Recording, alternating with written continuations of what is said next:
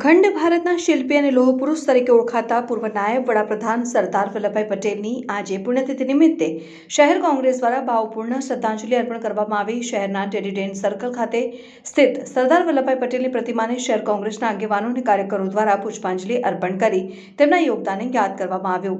આ પ્રસંગે સરદાર પટેલના અખંડ ભારત માટેના અવિસ્મરણીય કાર્ય, દેશની એકતા અને અખંડિતતા માટે આપેલા બલિદાનને શ્રદ્ધાપૂર્વક સ્મરણ કરવામાં આવ્યું।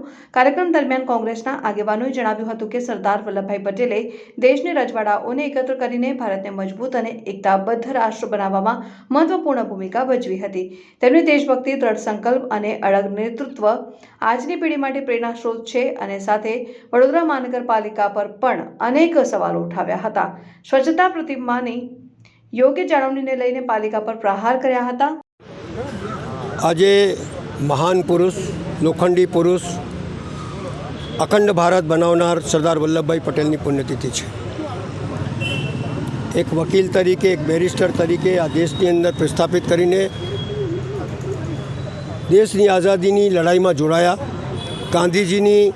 ગાંધીજીના નેતૃત્વ હેઠળ એમણે આંદોલન કર્યા, ચાહે મીઠાનું આંદોલન હોય, ચાહે કરનું આંદોલન હોય, બધા ઘણા આંદોલન કર્યા। પણ એમની જ્યારે દેશ આઝાદ થયું ત્યારે એમને હોમ મિનિસ્ટ્રી સોંપવામાં આવી। હોમ મિનિસ્ટ્રી જ્યારે સોંપી ત્યારે આ દેશની અંદર કોમી રમખાણો ફાટી નીકળેલા। પાકિસ્તાનમાં જે ગાડીઓ જાય એ પણ ખૂનથી લથપથ જાય અને ત્યાંથી આવે એવી ખૂનપતથી લથપથ હજારો માણસો મરતા હતા। એવા સમયે 554 કે 560 રજવાડાઓને ભેગા કરવા, આ દેશમાં શાંતિ સ્થાપિત કરવી, કોમી રમખાણને શાંત પાડવું અને મક્કમ ઇરાદાથી આ દેશને આગળ વધારવું એમનો નિર્ણય હતો। 50માં એમની મૃત્યુ થઈ, પણ એના પહેલાં દેશની અંદર જે કરવા જેવું હતું એ એમને કર્યું।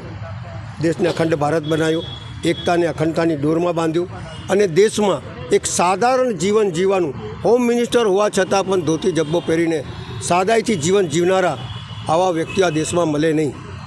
આવા વ્યક્તિત્વને એમના પુણ્યતિથિના દિવસે યાદ કરી એમને જે કાર્યો દેશ માટે કર્યા છે અને દેશને મજબૂત કરવા માટે, આગળ વધારવા માટે જે કર્યા એમાંથી શીખવું જોઈએ। દરેક કોંગ્રેસના કાર્યકર્તાઓએ સરદાર વલ્લભભાઈ પટેલમાંથી શીખવું જોઈએ કે ઇરાદા કરો તો મક્કમ કરો और उसके लिए पीछे मत हटो, ये उनका दादा। આજે તમે સરદાર વલ્લભભાઈ પટેલની આટલી મોટી રેલીઓ કાઢો છો, 150મી જન્મજયંતિ મનાવો છો અને પુણ્યતિથિને યાદ નથી કરતા। એમની પ્રતિમા આ ગંદકી છે, સીડી ઉપર ચડવાનું નથી, કોઈ કઈ રીતે હાર પડાવે, કઈ રીતે એમના જીવન ચરિત્રમાંથી શીખે એ કશું જ નથી અહીંયા। એટલે જો કોઈની પુણ્યતિથિ મનાવતા હોય અને કોઈની જન્મજયંતિ મનાવતા હોય અને પુણ્યતિથિને યાદ ના કરતા હોય, એ કેવો વહીવટ છે તમારો દેખાઈ આવે છે।